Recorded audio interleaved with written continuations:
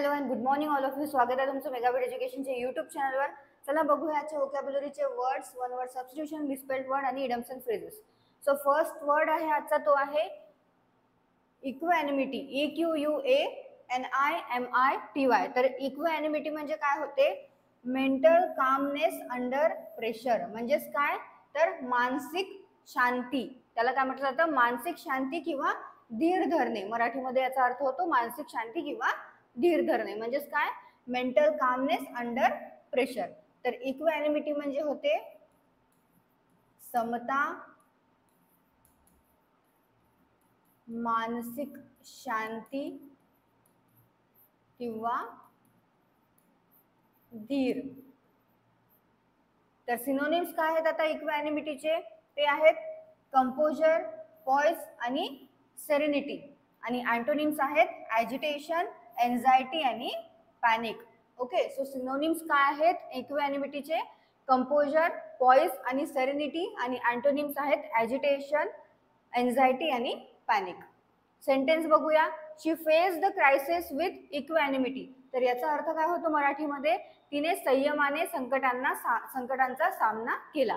तर इथे इक्वॅनिमिटी म्हणजे काय यूज करण्यात आलेला आहे की संयमाने केला तिने. कशाचा सामना केला? काय फेस केलेला आहे तिने? जे क्रायसिस होते, संकट होते, त्यांचा त्यांनी काय केलेला आहे? सामना केलेला आहे तिने. नेक्स्ट वर्ड आहे इक्विव्होकेट. EQUIVOCATE. इक्विव्होकेटचं मिनिंग आहे use ambiguous language to conceal truth. म्हणजेच काय करणे? वाद घालणे किंवा असं काही बोलणे, गोलमाल करून बोलणे की जे सत्य लपवणे. Use ambiguous language to conceal truth. सत्य लपवण्यासाठी काही पण बोलणे, त्याला काय म्हटलं जातं? इक्विव्होकेट. सो इक्विव्होकेट म्हणजे होते वाद घालणे,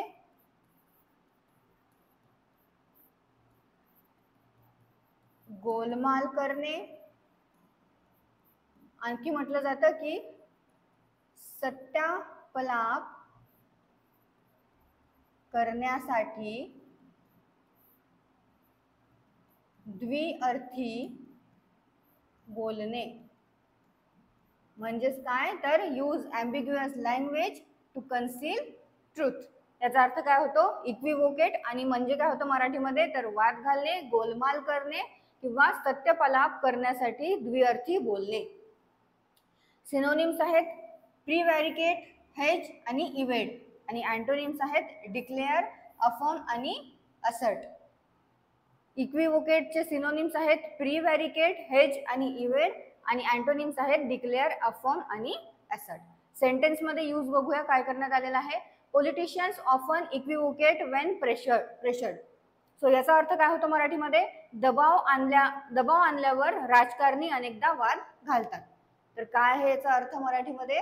पॉलिटिशियन्स ऑफन इक्विव्होकेट व्हेन प्रेशर्डचा याचा अर्थ आहे दबाव आणल्यावर, म्हणजे प्रेशर घातल्यावर काय करतात? राजकारणी जे आहे, पॉलिटिशियन्स जे आहे, ते अनेकदा वाद घालतात, म्हणजेच इक्विव्होकेट करतात. नेक्स्ट वर्ड आहे इरुडिएट. ERUDITE. इरुडिएटचं काय मिनिंग आहे? तर having or showing great knowledge. म्हणजेच काय आहे? जो अभ्यासू आहे तो काय करतो? शो करतो याचं ग्रेट नॉलेज. जो विद्वान आहे किंवा जो पंडित आहे त्याला सुद्धा काय म्हटलं जातं? इरुडिएट असं म्हटलं जातं.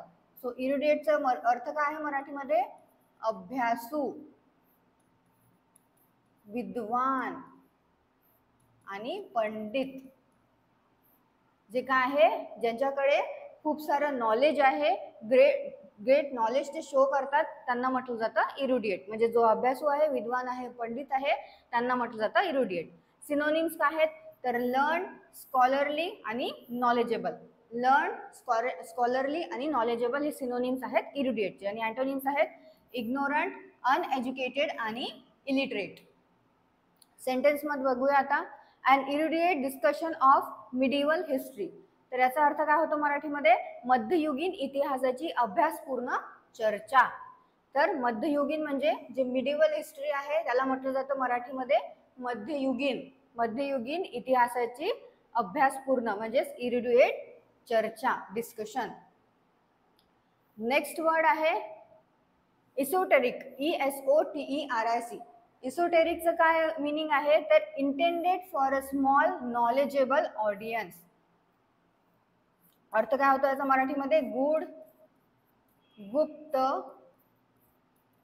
किंवा दीक्षा दिलेल्या लोकांसाठी असलेला. काय आहे इसोटेरिक म्हणजेच? तर गूढ, गुप्त, दीक्षा दिलेल्या लोकांसाठी असलेला, म्हणजेच intended for a small knowledgeable audience. Synonyms आहेत त्याचे ऑब्स्क्युअर, आर्केन आणि ॲब्स्ट्रूज. आणि अँटोनिम्स आहेत मेनस्ट्रीम, कॉमन आणि फॅमिलियर. सो काय आहेत इसोटेरिकचं मिनिंग काय आहे? Intended for a small knowledgeable audience म्हणजेच काय होतं तर दीक्षा दिलेल्या लोकांसाठी असलेला किंवा गूढ आणि गुप्त. त्याचं सिनोनिम्स काय आहेत? ऑब्स्क्युअर, आर्केन आणि ॲब्स्ट्रूज. आणि अँटोनिम्स आहेत मेनस्ट्रीम, कॉमन आणि फॅमिलियर. नेक्स्ट बघूया one word substitution. So one word substitution मध्ये फर्स्ट वर्ड आहे तो आहे आपला फिजिओलॉजी. PHYSIOLOGY. तर फिजिओलॉजी म्हणजे काय होतं? अ study of the human body. Human बॉडीची जे स्टडी असते, शरीर विज्ञान जे असते, त्याला काय म्हटलं जातं वन वर्ड मध्ये? फिजिओलॉजी असं म्हटलं जातं. सो फिजिओलॉजी म्हणजे काय होतं मराठीमध्ये? शरीर विज्ञान किंवा शरीर विज्ञान शास्त्र म्हणजे काय होतं? Physiology. Study of a human body. Human बॉडीची जी स्टडी असते त्याला फिजिओलॉजी असं म्हटलं जातं वन वर्ड मध्ये. नेक्स्ट आहे study of earth and Roxx. तर अर्थ आणि रॉक्सची जी स्टडी असते त्याला काय म्हटलं जातं? जिओलॉजी असं म्हटलं जातं वन वर्ड मध्ये. तर जिओलॉजी म्हणजे काय होतं? भूविज्ञान किंवा भूरचनाशास्त्र. काय होतं? जिओलॉजी म्हणजे एकतर भूविज्ञान आणि भूरचनाशास्त्र म्हणजेच काय? Study of earth and Roxx. Misspelled word मध्ये फर्स्ट आहे वर्ड तो आहे अनाउन्समेंट. सो अनाउन्समेंटची करेक्ट स्पेलिंग आहे ANNOUNCEMENT.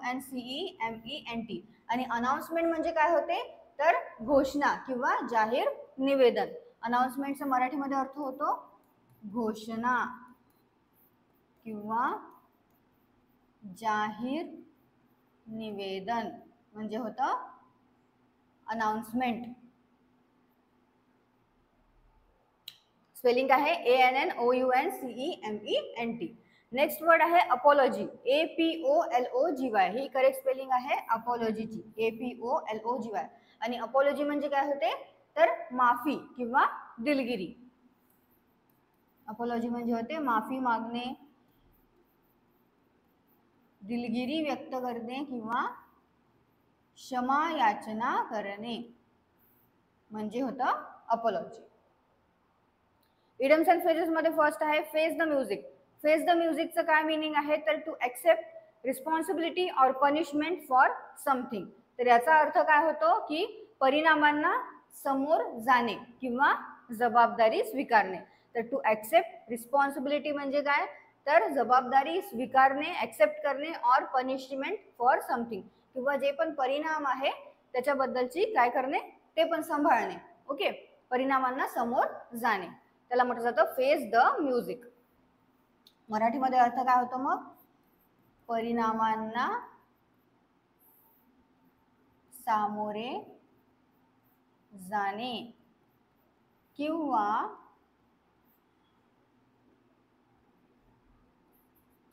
जबाबदारी स्वीकारणे म्हणजे काय होतं फेस द म्युझिक. नेक्स्ट आहे गो द एक्स्ट्रा माइल. गो द एक्स्ट्रा माइलचा काय अर्थ आहे तर to do more than what is expected. म्हणजेच अपेक्षापेक्षा जास्त काम करणे. जे एक्सपेक्टेड आहे त्याच्यापेक्षा काय करणे मोर दॅन व्हॉट इज एक्सपेक्टेड म्हणजे एक्सपेक्टेड पेक्षा जास्त काम करणे, अपेक्षापेक्षा जास्त काम करणे त्याला म्हटलं जातं गो द एक्स्ट्रा माइल. सो गो द एक्स्ट्रा माइलचं मराठीमध्ये मिनिंग काय होतं? अतिरिक्त प्रयत्न करणे किंवा